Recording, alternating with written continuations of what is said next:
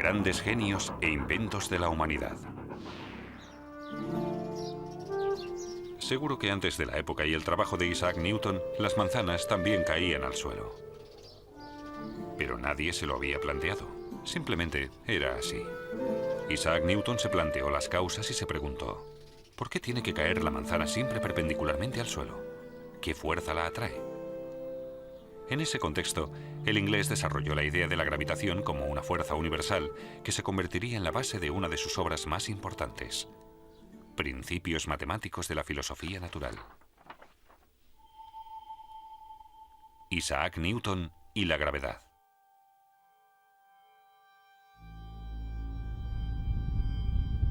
Los movimientos de los astros siempre han fascinado al hombre. Desde el principio de los tiempos, ha intentado averiguar las leyes subyacentes. 600 años antes de Cristo, el filósofo griego Anaximandro afirmó que la Tierra era un cilindro y que se encontraba en el centro del universo. En su interior ardía el fuego del infierno. Sobre ella se encontraba la bóveda celestial, y detrás de esta ardía otro fuego. A través de unos agujeros en la bóveda celeste translucían las llamas, eran las estrellas. Un paso más lejos fue Claudio Ptolomeo, que vivió en Alejandría en el siglo II después de Cristo. Él también veía la Tierra como el punto central del universo, pero para él, la Luna, el Sol y los planetas giraban en torno a la Tierra en trayectorias circulares fijas, las denominadas esferas. Con esa teoría, los astrónomos fueron capaces de predecir con más exactitud los eclipses de Luna y de Sol y la posición de los planetas. Pero es curioso, era una teoría falsa la que les llevaba a la mayoría de estos resultados. Pasaron más de 100 años hasta que en el siglo XVI Copérnico desmontará esa visión de la Tierra como el centro del universo. El canónigo polaco afirmó que los planetas giraban en torno al Sol y entre estos planetas, la Tierra. Pero no fue capaz de demostrar su teoría. A principios del siglo XVII, el astrónomo Johannes Kepler consiguió pulir la concepción del universo de Copérnico mediante la observación precisa de los planetas y el descubrimiento de la regularidad matemática. Afirmó que los planetas no giraban en torno al Sol en órbitas circulares, sino elípticas. Y se percató de que los planetas más cercanos al Sol recorrían su órbita con más rapidez que los que se encontraban más alejados. Pero Kepler no logró averiguar qué era lo que hacía girar a los planetas en torno al Sol. Isaac Newton nació en enero de 1643 en Woolsthorpe, condado de Lincolnshire, Inglaterra. Su padre, granjero, murió poco antes de que él naciera. Por órdenes de su madre, tomó el relevo en la granja. Pero el pequeño Isaac no estaba hecho para el campo. Se quedaba contemplando el agua durante horas, pensativo, mientras las ovejas se iban escapando. Prefería sentarse en su habitación y decorar la pared con todo tipo de dibujos. Gracias a su tío, párroco, no tuvo que quedarse trabajando en la finca familiar y pudo ir a la Escuela Libre de Gramática de Grantham, la ciudad vecina. Una familia de boticarios de confianza acogió a Newton. Con ellos aprendió sobre muchas plantas medicinales y al poco tiempo ya creaba sus propias fórmulas. A los 18 años, Isaac Newton se matriculó en el prestigioso Trinity College de la Universidad de Cambridge para estudiar matemáticas y filosofía. Pocos años después, ya ejercía de profesor de matemáticas en la universidad. Sin embargo, sus inquietudes iban más allá del campo de las matemáticas. Newton se interesó por diversos fenómenos físicos y químicos, y él mismo fabricaba las herramientas que necesitaba para sus investigaciones. Con su telescopio reflector, estudió los movimientos de los planetas en el cielo estrellado, pero se preguntaba qué era lo que los mantenía en sus órbitas elípticas. Los filósofos naturales, como se consideraba a los científicos en aquella época, debatían las diferentes hipótesis. Entre ellos el inglés William Gilbert afirmaba que unas fuerzas magnéticas invisibles e incomprensibles accionaban los cuerpos celestes en el universo. El francés René Descartes prefirió dar otra explicación. Según él, todo el universo se componía de partículas materiales, y los planetas giraban dentro de ese enjambre de partículas como una hoja en un remolino de agua. Un joven astrónomo inglés dio por falsa esa hipótesis, Edmond Halley. Durante años se había esforzado por formular una teoría del movimiento de los cuerpos celestes. En vano. En agosto de 1684, Halley viajó a Cambridge. Allí coincidió con Isaac Newton, de 41 años, y pensó esperanzado que quizás aquel prestigioso profesor de matemáticas sabría algo más y podría ayudarle.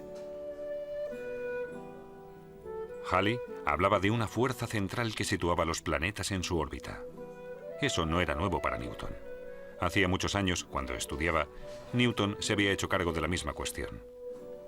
Y formuló, al parecer sin esfuerzo, una teoría matemática sobre los efectos de esa fuerza. Pero nunca se había preocupado por publicarla y prácticamente la tenía en el olvido.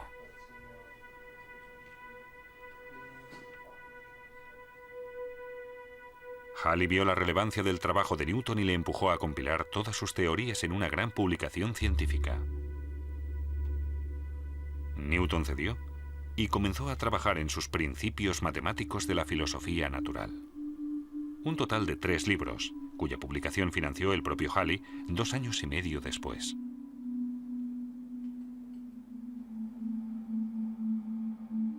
Newton formuló, entre otras, las 3 leyes que hasta hoy constituyen las bases de la mecánica. Esta es la primera ley. Todo cuerpo permanece en su estado de reposo o de movimiento rectilíneo uniforme, a menos que otros cuerpos actúen sobre él.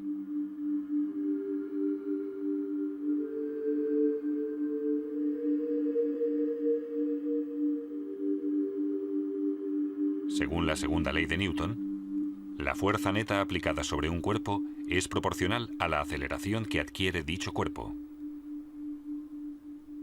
La constante de proporcionalidad es la masa del cuerpo. Y la tercera es la ley de acción-reacción. Cuando un cuerpo ejerce una fuerza sobre otro, éste ejerce sobre el primero una fuerza igual y de sentido opuesto.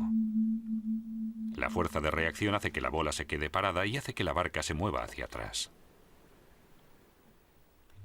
De esta tercera ley de movimiento profetizó Newton que se regía por el mismo principio por el que, varios siglos después, el hombre conseguiría volar hasta las estrellas. Con ello quiso decir que el principio de acción-reacción sería el que haría volar un cohete espacial. El gas caliente que expulsan las cámaras de combustión es lo que produce que el cohete salga disparado en sentido contrario. Isaac Newton ve en las fuerzas la causa del movimiento de los cuerpos. Y en el caso de la Luna, afirma que lo que hace que permanezca en su órbita elíptica es únicamente la atracción de la Tierra. La fuerza contraria a esta es la fuerza centrífuga, que impide que la Luna se abalance sobre la Tierra.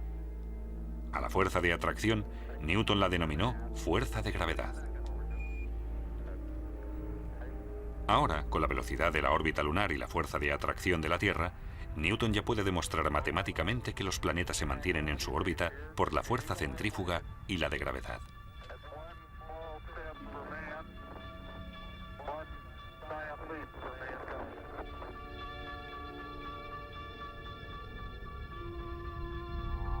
Pero Newton aún no está satisfecho. Y se plantea, si la fuerza de gravedad terrestre atrae la Luna a la Tierra, ¿no podría también la fuerza de gravedad del Sol mantener a la Tierra en su órbita elíptica y la de Júpiter a sus satélites? De ser así, la fuerza de gravedad sería una propiedad común de los cuerpos masivos, aplicable a los movimientos de todos los cuerpos celestes. De esa forma, Newton formuló la ley de la gravitación universal.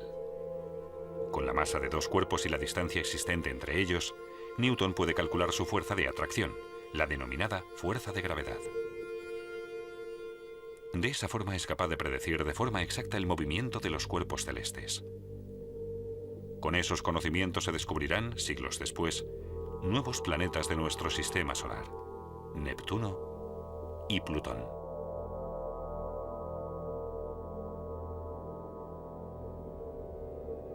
Con la ley de la gravitación de Newton, se corrobora matemáticamente la concepción del mundo de Copérnico.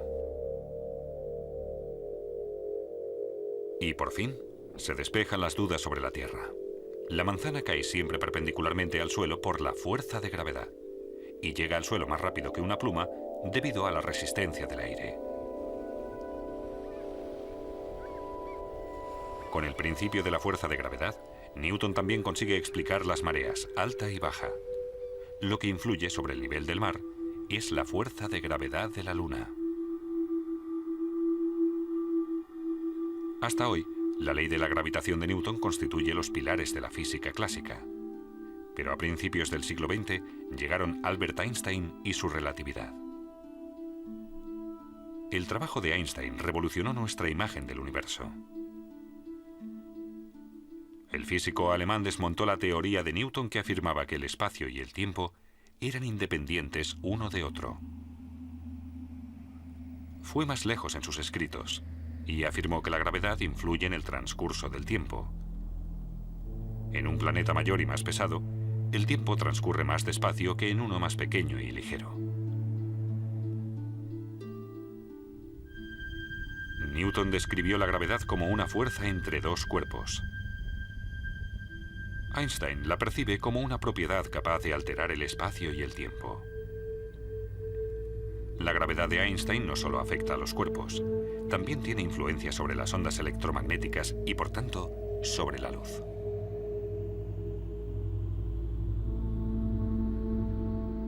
Un año después de la publicación de su teoría, esta se confirma. Durante el eclipse de Sol del año 1919, los astrónomos observaron que un rayo de luz de una estrella lejana, como Einstein había augurado, se desvió sobrepasando el Sol.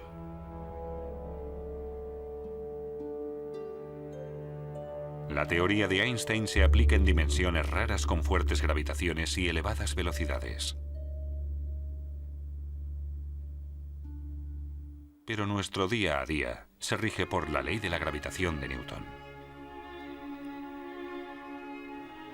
A los 50 años, Newton puso fin a sus investigaciones científicas. En 1696 se asentó en Londres como director de la Real Casa de la Moneda y luchó contra la falsificación.